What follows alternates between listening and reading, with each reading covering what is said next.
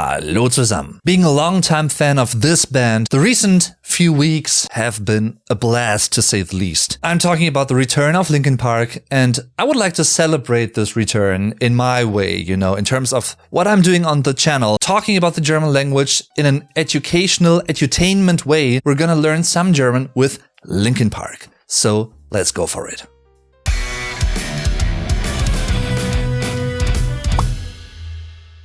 Gotta be honest here, as you guys can see, I've been around a while, and that also means that I actually witnessed the early days of the band. Not the very early days, but the Meteora 2003 era. They paved the way for me towards heavier, more metal-ish music. They've tried many different styles, and I gotta be honest, maybe I'm in the minority here, but I actually like all of them.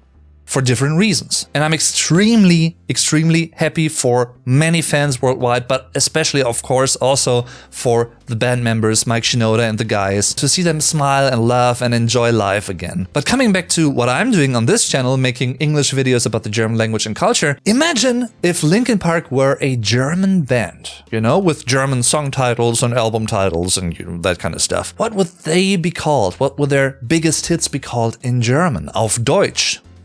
Let's think about it. They may have blown up the entire metal scene in the early 2000s with their debut, das Debüt, Hybride Theorie, for Hybrid, Hybrid, and die Theorie, Singular, die Theorien, Plural, Hybrid Theory. Linguistically, it works as a great example of the non-existence of the English th, the, in German phonetics. That may also be one of the major reasons why many Germans struggle with the pronunciation of it. The feminine noun Theorie features the vowel combination ie, which is quite common, and it indicates that the preceding vowel e should be pronounced long, Theorie. It already features quite a few of their most popular tracks, including their first single, Einen Schritt näher, One Step Closer, for der Schritt, Singular, die Schritte, Plural, the step. Here it's the exact opposite of what I just said. The double consonant t indicates that the vowel before it has to be short. So it's not Schritt, but it's Schritt. And näher is the comparative form of the adjective nah, close.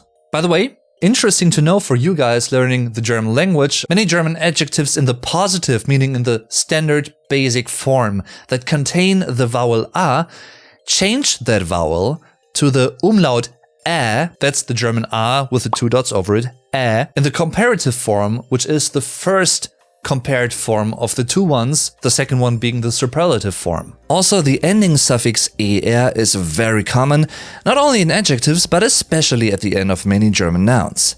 Der Lehrer, the teacher. Die Mauer, the wall. Das Fenster, the window.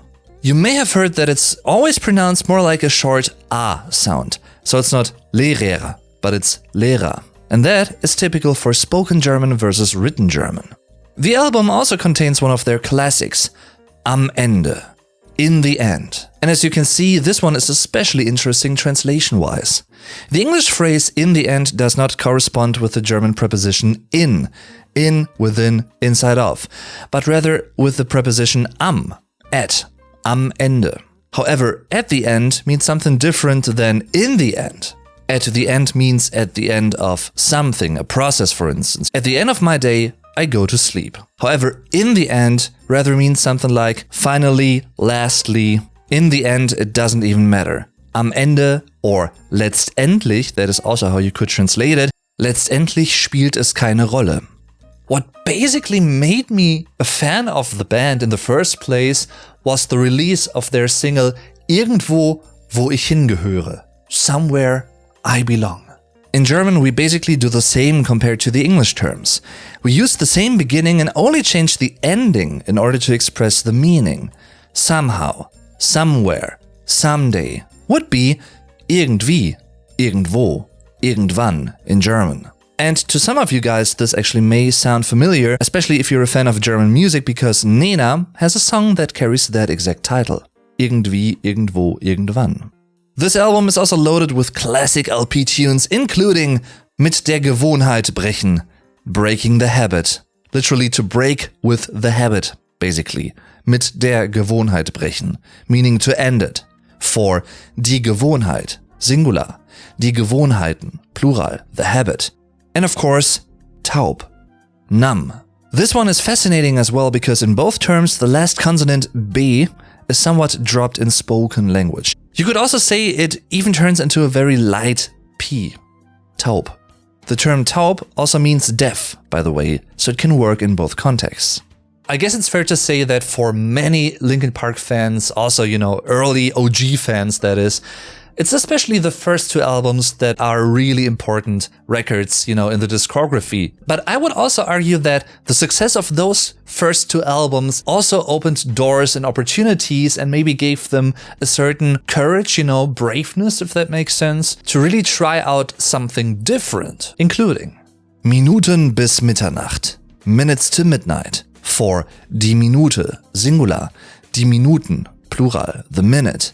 Notice the different stressing here. In German, it's the penultimate vowel, U, Minute. Whereas in English, it's minute. And it's also die Mitternacht, singular, die Mitternächte, plural, the midnight. With a song like Was ich getan habe, what I've done, for getan being the first person singular perfect form of tun, to do, and ich being the first person personal pronoun I. 1000 Sonnen, 1000 suns, for 1000 or simply 1000, a or 1000, and die Sonne, singular, die Sonnen, plural, the sun, with the track Auf das Ende warten, waiting for the end, for das Ende, singular, die Enden, plural, the end, and warten, to wait.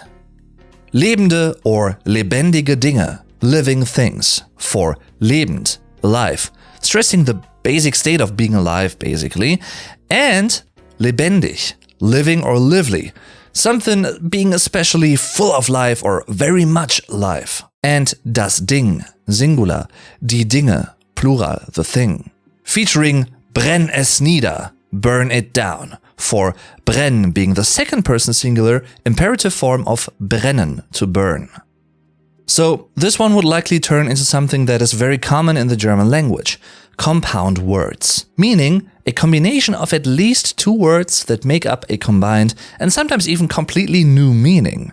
Die Jagdgesellschaft, singular, die Jagdgesellschaften, plural, the hunting party. Or, depending on how you want to translate party, die Jagdfeier, singular, die Jagdfeiern, plural, the hunting celebration of sorts. So it's die Jagd, singular, die Jagden, plural, the hunt, and die Gesellschaft, singular, die Gesellschaften, plural, die Feier, singular, die Feiern, plural. Even though for a celebration event, for instance the birthday party, we also use party.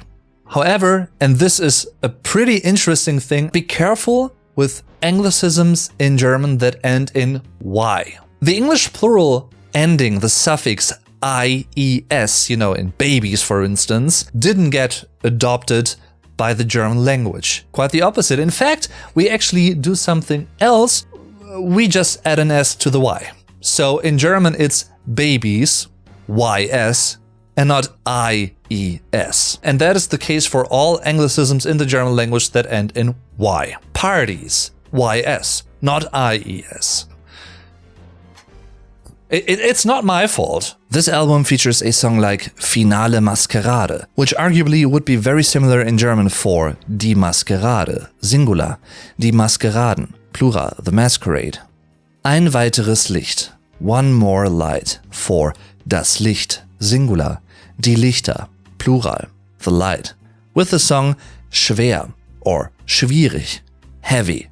Similar to the English word, schwer can refer to both the physical but also the emotional weight of something. The latter context may also be expressed through schwierig, difficult. And the, at the time of recording this in early November of 2024, upcoming comeback album Von Null or Von Vorne or Von Anfang an, from zero. Literally it means von Null, from zero, for Null. Zero. It features the band's comeback single Die leere Maschine, for die Lehre, singular.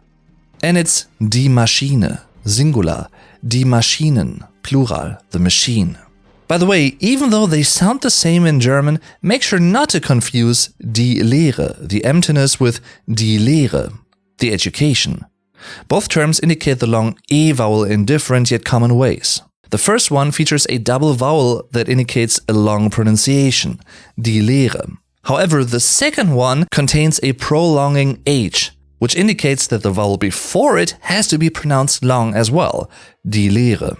Yes, of course, I do miss Chester. Then again, I can't help but feel very, very happy for Michael Shinoda, which in German, by the way, would be SCH and not just SH, and the fellow band members to really build upon the legacy and to carry on with that legacy. And I'm sure the other old bandmates, that is, for instance, Josef Rooster, would also be happy. Of course, Josef Rooster being Joseph Hahn, which is a Germanglish type of way to translate his name, because, you know, Joe would be Josef. It's an outdated name, and the English Hahn, that surname, is Rooster. It's der Hahn, singular, die Hähne, plural. And while we're at it, Emily Armstrong would be Emilia Armstark, for der Arm, singular, die Arme, plural, the arm, and strong, stark, armstark. I think die Sängerin, singular, die Sängerinnen, plural, the female singer, is a great fit for the band, and I hope to be able to catch them live in the future again. And with that being said, I'm really looking forward to this new album from Zero, which is out November 15th, 2024. Hope you enjoyed this video, and if you did, feel free to let me know by leaving a like, subscribing, and especially sharing. That also helps a whole lot. Thank you very much for considering that, and thanks, big thanks to all the current patrons and channel members out there. And with that being said, definitely see you next time. Tschüss und bis zum nächsten Mal.